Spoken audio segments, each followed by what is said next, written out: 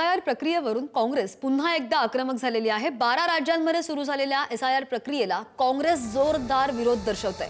काँग्रेस प्रदेशाध्यक्ष, प्रभारी आणि प्रमुख नेत्यांची आज दिल्लीमध्ये बैठक होणार आहे आणि थोड्याच वेळात या बैठकीला सुरुवात होईल। तर काँग्रेस अध्यक्ष मल्लिकार्जुन खरगे, राहुल गांधी, के.सी. वेणुगोपाल यांच्या प्रमुख उपस्थितीमध्ये ही बैठक होणार आहे। एसआयआर प्रक्रियेवर पक्षाची पुढची रणनीती आणि धोरण यावर या बैठकीमध्ये चर्चा होणार असल्याची माहिती। येत्या काही काळामध्ये एसआयआर विरोधात देशव्यापी आंदोलन करायचं का, त्याही अनुषंगाने बैठकीमध्ये चर्चा होण्याची शक्यता। 12 राज्यात होत असलेल्या एसआयआर मोहिमेच्या संदर्भात राजधानी दिल्लीमध्ये काँग्रेस पक्षाची महत्त्वाची बैठक पार पडणार आहे।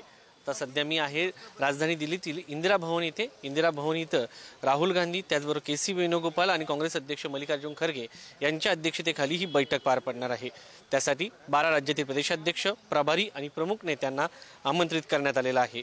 आता या बैठकीवरती एसआयआर प्रक्रियेच्या संदर्भामध्ये स्पेशल इंटेन्सिव्ह रिव्हिजन याच्या संदर्भामध्ये आपण पाहू शकतो की सलमान खुर्शीद या ठिकाणी पोहोचलेले आहेत। या संदर्भामध्ये ही बैठक पार पडणार आहे आणि एक धोरण जे आहे ते ठरवलं जाणार आहे। महाराष्ट्रातून गोव्याचे प्रभारी असलेले माणिकराव ठाकरे या ठिकाणी पोहोचलेले आहेत आणि सगळ्यात महत्त्वाचं म्हणजे या बैठकीला स्वतः राहुल गांधी उपस्थित असल्यामुळे एसआयआर संदर्भामध्ये काय भूमिका घेतली जाते हे पाहणं महत्त्वाचं आहे। खरं तर आगामी काळामध्ये तामिळनाडू, त्याचबरोबर आपण जर पाहिलं तर पश्चिम बंगाल या राज्यामध्ये निवडणुका होत आहेत। बिहारमध्ये नुकत्याच झालेल्या विधानसभा निवडणुकीमध्ये काँग्रेसचा दारुण पराभव झालेला आहे। त्या पार्श्वभूमीवरती आता जर पाहिलं तर तामिळनाडू आणि पश्चिम बंगाल या राज्यावरती यांचा फोकस असणार आहे। सध्या सर्व नेते जे आहे ते इंदिरा भवन या ठिकाणी पोहोचलेले आहेत आणि बैठकीला जी आहे ती सुरुवात झाल्याचं आपल्याला पाहायला मिळतंय।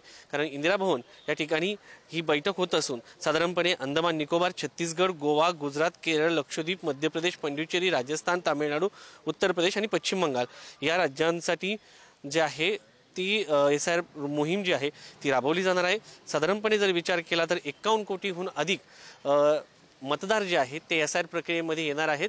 आता तसं जर पाहिलं गेलं तर बिहारच्या मध्ये जे एसआयआर मोहीम राबवण्यात आली त्याच्यावरती देखील प्रश्नचिन्ह उपस्थित करण्यात आले होते। त्यामुळं आता या मोहिमेमध्ये काँग्रेसची भूमिका नक्की काय असेल, विरोधाची असेल की जमीची असेल हे पाहणं महत्त्वाचं आहे। व्हिडिओ जर्नलिस्ट अनिल कपूरसह शिवाजी काळे, पुढारी न्यूज, दिल्ली। आज बैठक त्यानिमित्ताने आहे एसआयआरच्या संदर्भामध्ये आणि इतर विषय येतील त्यावेळेला सगळी चर्चा होईल। त्या ठिकाणी एकूण सगळ्यांनाच बोलावलेलं आहेत। जनरल सेक्रेटरी आहेत, प्रेसिडेंट आहे स्टेटचे आणि संपूर्ण सेक्रेटरी जे आहेत ते पण याच्यामध्ये बोलावण्यात आले आहेत।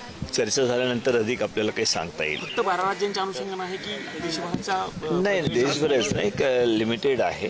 काही राज्यांनाच या ठिकाणी निमंत्रित केलं गेलं आहे। आपल्याला माहीत आहे की ज्या ठिकाणी एसआयआरचं सर्वे होणार आहे त्या संदर्भामध्ये महत्त्वाचं काय आपण कशा पद्धतीनं पहिला पुढे जायचं या संदर्भात